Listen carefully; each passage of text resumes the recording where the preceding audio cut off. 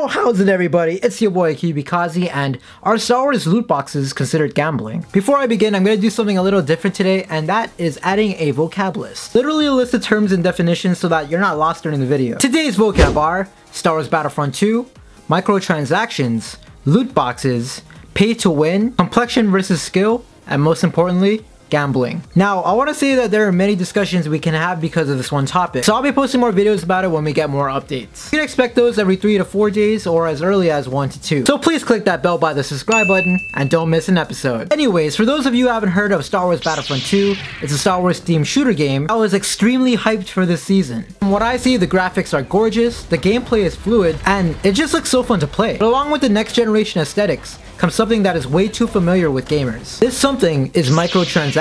Dun dun dun! Microtransactions is a business model where users can purchase virtual goods via virtual payment. You'll see it in almost every game, no matter the console. The most famous form of this was on mobile phone games like Clash of Clans and Candy Crush, where you pay real money for in-game add-ons. Video games have this feature to provide income for the developers. So why is this Star Wars game making headlines? It's because EA, the company that made Battlefront 2, went way too overboard with their form of microtransactions, which are called loot boxes. Initially, when the game was about to release, someone posted the details about this loot box system online, and people were pissed. It heavily resembled a pay-to-win system, and gamers were not happy about that. Pay to win is where games let you buy better items, giving you an unfair advantage over those who never paid. So I just felt prompted to make this video, cause is getting real serious real fast. This brings up the idea of paying for complexion versus skill. I for one am just so against any platform where people can pay for unfair advantages. However, I am totally for paying for complexion only content like skins. What we should keep in mind is that this is only an issue because these loot boxes are for a multiplayer environment. But that's just the tip of the iceberg. Soon after the online outrage from the gaming community,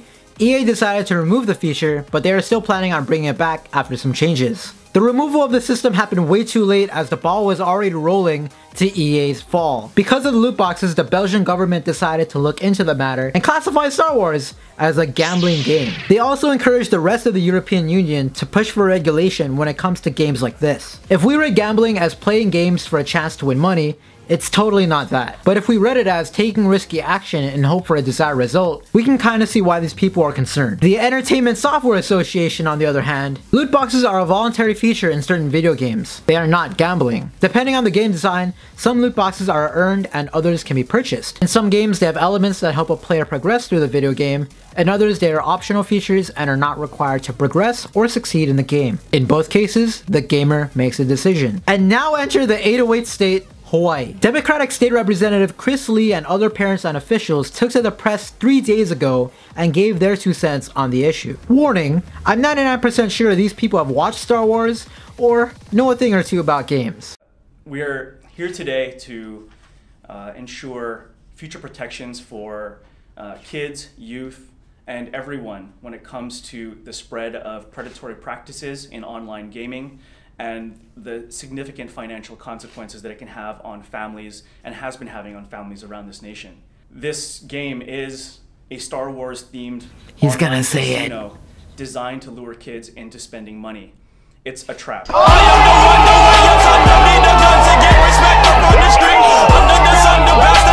The full video is in the description down below, but let's talk about the possible outcomes of such regulation. Would it increase game prices? Would ESRB rating, you know, the tier M that you see on video games that apparently no one pays attention to, would that be more enforced? Would these games and any others with this system be outlawed? We're looking at legislation this coming year which could prohibit access or prohibit the sale of these games to folks who are underage in order to protect families, as well as prohibiting different kinds of mechanisms in those games. And it's marketed squarely at children.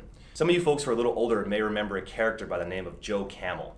He's not around anymore, and we didn't allow Joe Camel to encourage your kids to smoke cigarettes.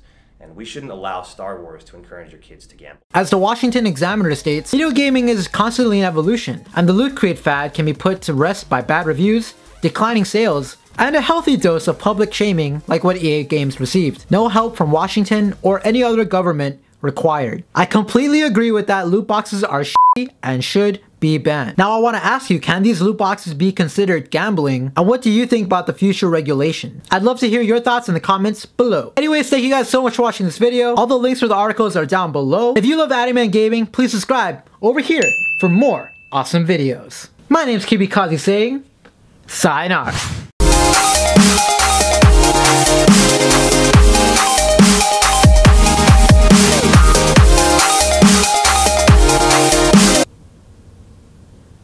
Let's stay. Good. Damn it.